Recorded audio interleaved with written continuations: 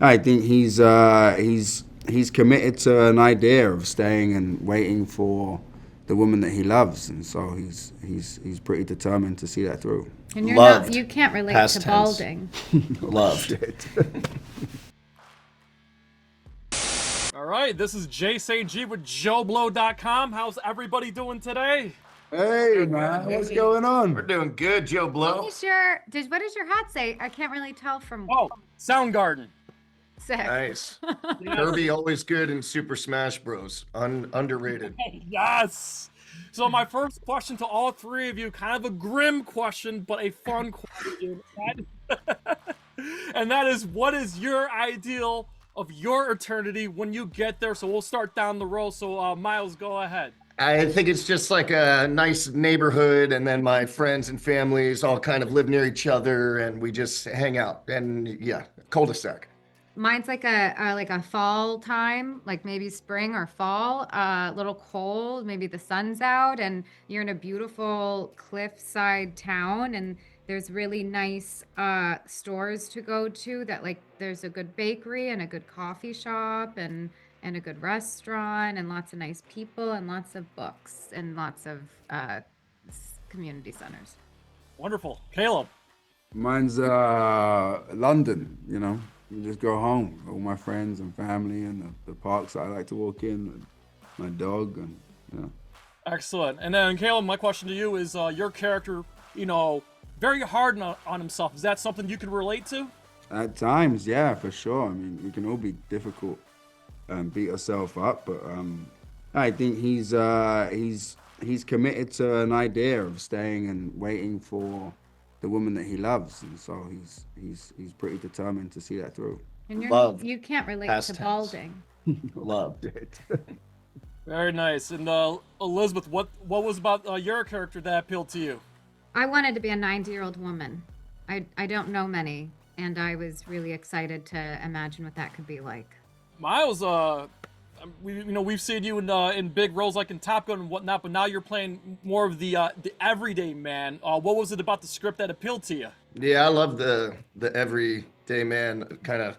I don't know. I feel like I spent a lot of time in the Northeast, and I don't know. I just feel like I had a pretty good idea of how I wanted to play Larry. I feel like I've seen a million Larrys in my life, so I was looking forward to that. And I just like this idea that the script is shining light on, as we say in the film, ordinary love. And I'm glad ordinary love's getting its day. Excellent. And then my final question for all three of you was, what was it like working with David, the director? Oh, it was great, man. He's top guy and top director, and gave us a lot of freedom and built a world that was really special. That junction was life size that we got to play in that. It was a great time making this movie. And he really felt like he was living his like dream come true. He came from production design, and it was his dream to build a world within a world of a film. And I think it was great to get to work with him. I think he has a great sensibility of what's funny and contemporary, and I think he was a great gauge for that. Yeah, I mean, I echo that. I think David's he's great for comedy because he would give us some things to work off of. He's an incredible world builder. He really leads with love. You can tell he really loves not just actors, but the time on set, and that goes a long way. Yes. All right. Well, thanks very much for your time, everybody. I absolutely loved the film. It was. Thank you, man. It tugged at the heartstrings, and it was funny at times. I absolutely loved it. One of my favorite movies of the year. And God bless all three of you. And Miles, real quick, War Dogs rules. I worked in sales for 10 years. I love that movie. And Elizabeth, I cannot wait for Avengers Doomsday, but we'll keep our mouth shut. Okay. Thank you. Nice to meet you, man. Nice meeting the three of you. Good night. David, how are you? I'm really well. How are you doing, man? I'm doing most excellent. Just want to say first off, I absolutely loved the film. So thank you. Congratulations. Oh, thank you. That means so much. Thanks very much. Yes. So first question, kind of a grim question, but a fun question. Okay. What would be your ideal eternity when your time comes?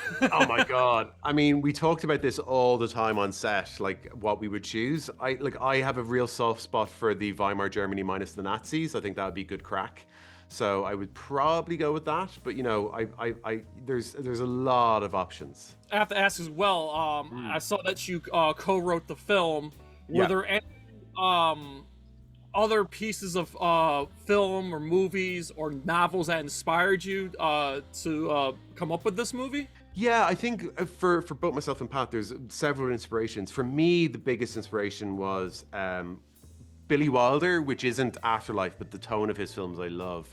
And A Matter of Life and Death, the Pelham Pressburger film, is my favorite of all time, which is set in the real world and the afterlife. And yeah, I always wanted to do something that would let me create my own kind of afterlife. So they were the two big inspirations. But then like great filmmakers like Preston Sturges and Lubitsch, who did the best rom-coms ever, I think I really wanted to kind of follow in their footsteps. I'm like one of these people that if it's an A24 movie, like and I went into this movie blind as possible. I didn't watch prior to my screening. I didn't watch any. Good. That's how you should see it. So now that you're part of like the A24 family, what are you most proud of with this film? Yeah, I mean, I was really honored that they like it was, you know, when you write your script and you're kind of dreaming of where you would put it, you always put A24 up there. You always want to work with them. And I think we were just really excited and honored that they chose to do the film, that they did it with such passion and supported us so much. Which was extraordinary. It felt like the right place for us. And I think I'm mostly proud of the central performances, I think. I mean, I love everything about it, but I just think what Lizzie, Miles, and Callum did is phenomenal. The humor and the heart that they brought to this is incredible. Yeah, you have a very, very wonderful cast here. You have a perfect trio. What made you decide to cast the three of them? Yeah, I mean, it was like they're the dream cast. It's who you want. It's just, you know, when you're a filmmaker, you never think you're going to get that cast. I really wanted Lizzie and Miles because they just have a certain old school quality. They feel like they could be in films from the 80s or the 50s. They have some sort of charm to them. And I was really excited to see them push how funny they can be, and they're so funny.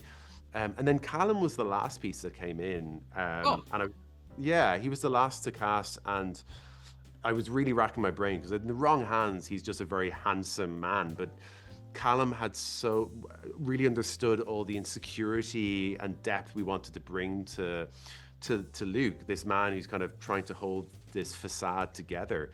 And he's just so charming and smart and had no ego in how he approached it. So yeah, it's just like, I'm still pinching myself, but it's pure luck that we got them. And then that they got on so well together and had such incredible chemistry is just, yeah, all your anxiety leaves you when that happens. Yes, and one of the things I noticed about the film too, I don't know if anyone's pointed out, is the color palette that you use. Yeah. It felt like there was like some kind of warmth of the color palette. Was that intentional, or was there a specific reason you went with the color palette that you did for the film? No, absolutely. It was like we spent a kind of an insane amount of time discussing the palette and looking at references and doing camera tests with our different colors to see how they would play. I think when it came to the color palette, we were really drawn to a lot of 60s movies. Like The Graduate was huge, and there's some great documentaries like by Agnes Varda, Côte de la Côte, and then Jacques Tati and OGR, and all those films like Umbrellas of Cherbourg and Playtime, they really fed into the palette. We wanted something that was high contrast and punchy and cinematic, and slightly dirty for this afterlife that kind of grounded it a little bit, so it didn't feel too celestial or otherworldly. And then we shot it with anamorphics, and we shot the real world with sphericals just to give that little contrast. So yeah, it was really thought out, and we had certain colors we just stuck to kind of routinely. We always had certain colors that had to be in the set, and if they're not in the set, they had to be in the costumes throughout the film. So yeah, we spent an inordinate amount of time, myself, my director of photography and production designer, just discussing colors. You feel like you're going mad after a while. I can imagine. And finally, my last question. I was really impressed with like a lot of the shots and the special effects too. Because I mean, there wasn't a lot of special effects, but how were you able to like make these effect shots work in what I'm guessing was a kind of a smaller budget than these big blockbuster films? Yeah, I mean, there's so much practical filmmaking, of course, in the film, but I'm a really big fan of special effects. I think they are VFX. I think they get a bad name because very often they're treated like an afterthought and a way of fixing something. So we worked really hard to plan out all the VFX shots we do have in pre-production, and worked really closely with our incredible VFX team in Niche in Vancouver, who were on set. So we were always working as a team and included them in all our creative conversations. And we would design, my production design team would design the junction that we would then give them to create and just slightly extend where we needed it. So every shot was thought out in advance and worked out in advance, rather than being done in post-production as any kind of patch on the film. And I think that's why it works quite seamlessly and doesn't feel jarring in any way. But yeah, I think VFX you have to treat like another HOD in production, like treat it as a part of the creative process, because they're artists and they're incredible and they need to be. And yeah, and also in the absence of 200 million, you have to think things through. So that's how we did it. But I loved it. I loved working with that team, and I loved the collaboration all of those HODs had together as well. It was amazing. Well, anyway, thank you so much for your time. I absolutely love the movie. I hope it does very well. And you know what? I'm going to say it right here, right now. I would not mind seeing a sequel with more people in life. Okay. So, well, maybe one day. Thank you so much. Yes, thanks so much. God bless. Thank you. Talk to you soon. Bye-bye. Thank you for clicking on our video, everybody. If you like what you saw here, please make sure you like the video and subscribe and share with your friends who like this sort of content. JoBlo was created by movie fans for movie fans, and we appreciate your support.